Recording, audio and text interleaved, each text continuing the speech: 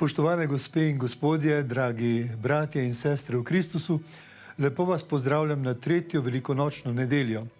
Danes cerkev in že nekaj časa v teh dneh pred nas postavlja življenje apostolov po tistem, ko je Jezus šel od njih, ko se je poslovil, ko je vstal od mrtvih in ko je šel v nebo, in postavlja nam njihove zglede, pač poskušamo slediti njihovim zgledom in jih poskušamo razumeti.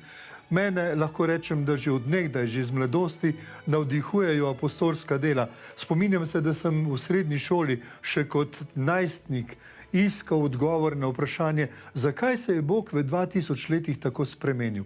Zakaj tudi danes ne vidimo teh znamenj in čudežev, kot smo jih gledali ali pa kot jih beremo v apostolskih delih in so se takrat dogajali.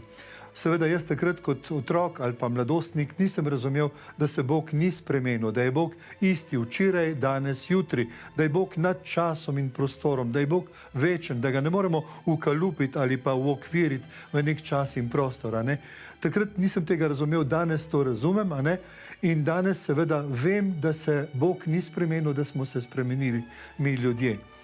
In če se vrnemo nazaj k tem prvim apostolom, pravim, da me zelo nagovarja njihov pogum in njihova vera.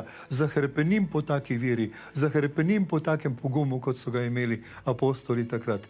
Jaz se poslužujem pri mojem dnevnem, bi se reklo, dnevnem času z Bogom nekega priročnika, ki mu pravimo Beseda med nami. In v njem pisec danes opozarja na to, da je Jezus izbral in izvolil in opolnomočil apostole in prve učence, da bi postali njegovi učenci, njegove priče njegovega vstajenja.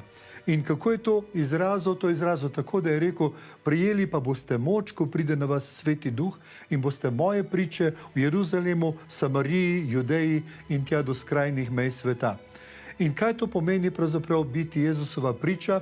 To vidimo v mnogih primerih v apostolskih delih. Mene najbolj nagovarja tisti primer Petra in Janeza, ki sta hodila po jeruzalemskih ulicah in sta želela priti v tempelj. Pri tistih tako imenovanih lepih vratih je sedel nek hromi možakar, ki jo je prosil Boga ime, nek berač. In Peter in Janez sta se ustavljali ob njem in Peter mu je rekel, poglej naju. In ta je pogledal in gledal in čakal, da bo kaj dobil, kakšen kovanec, ampak Peter mu je rekel, ne, nimava srebra, ne zlata, ampak to, kar imam, to ti pa lahko dam. V imenu Jezusa Kristusa ti rečem, vstani in hodi. In prijel ga je za desnico in ga dvignil in mož je poskakoval popolnoma zdrav in slavil Boga. Seveda to je bil čudež, nadnaravni božji poseg, videli so ga vsi, ki so bili tam, nihče ni mogel zanikati, da se je zgodil čudež. Tudi tisti farizejne in pismouki. In ko so oni videli, da se je zgodil čudež in da so ljudje tako navdušeni, so Petra in Janeza poklicali pred veliki zbor. Tam so ju zasliševali, in zasliševali so ju in hoteli od njih izvedeti, kako sta to naredila, v čigavem imenu. Ona dva sta pa rekla, to nisva naredila mi dva, to nisva naredila v najni moči, to je naredil Jezus Kristus, ki ste ga vi obsodili na smrt in na križ pribili. To je tisti, ki ga je Bog poslal kot svojega maziljenca in svojega sina, ki bo odrešil svet. Peter je to čisto jasno spregovoril. Kako se je to zgodilo? Poglejte, kako je to bilo mogoče? Jaz mislim, da je to mogoče bilo zaradi druženja z Jezusom. Učenci so se družili z Jezusom. Učenci so Jezusa poznali osebno. In ko jih je Jezus povabil, jih je poklical, da bi bili z njim, in šele ko bi bili z njim, bi jih usposobil, da gredo in pričujejo o Božjem kraljestvu, da gredo, ozdravljajo bolnike, da gredo in izganjajo hude duhove. In to se je dejansko dogajalo. To je pravzaprav rezultat tega druženja z Jezusom. Kaj meni to druženje pove, kaj meni druženje govori? Meni osebno pove, da če se družim z Jezusom, postajam priča njegovega vstajenja. Kje in kako se jaz družim z Jezusom? Poglejte, družim se z njim zato, da me opolnomoči, da mi da svojo moč, svojega duha, svoje veselje, da me usposobi za to, da sem njegova priča. In ko sem njegova priča, seveda sem najprej priča v mojih družinskih odnosih, postajam bolj nežen, pa bolj sočuten, pa bolj pozoren do moje žene, ji pokažem, da jo imam rad, ji večkrat povem, da je lepa, da jo imam še vedno rad in da je najpomembnejša oseba v mojem življenju, potem do mojih drugih bližnjih, otrok, vnukov, bratov, sester, sosedov, prijateljev, širšega sorodstva, če hočete župljanov, sožupljanov in celotne naše družbe. Postajam Jezusova priča, dovolim Jezusu, da v meni živi, o meni posluša, ljubi, prinaša veselje, ljubezen, mir in novo upanje. In seveda zato se je treba odločiti. Učenci so se odločili. Tudi ta dva učenca, ki sta šla v Emaus, o katerih danes beremo.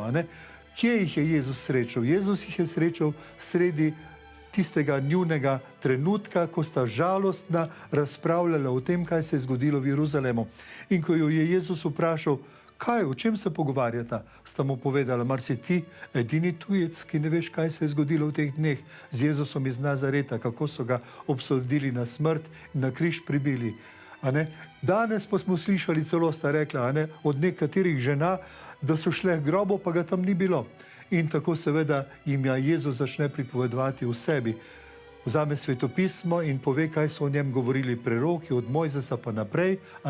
In potem pri večerji, ko sta ga povabila v eno gostišče, da so skupaj bili pri mizi, takrat je Jezus vzel kruh, ga blagoslovil in ga razlomil in jima ga dal. In piše, da sta ga spoznala po lomljenju kruha. In potem sta se pogovarjala, mar ni bilo srce goreče v nama, ko nama je po poti razlagal pisma in govoril o Božjem kraljestvu. Glejte, da bi bila naša srca goreča v nas, ko bi se družili z Jezusom, ko bi pripovedovali o tem, da on živi, ko bi pripovedovali o tem, da on deluje v naših medsebojnih odnosih, v naših življenjih, če mu mi to dovolimo.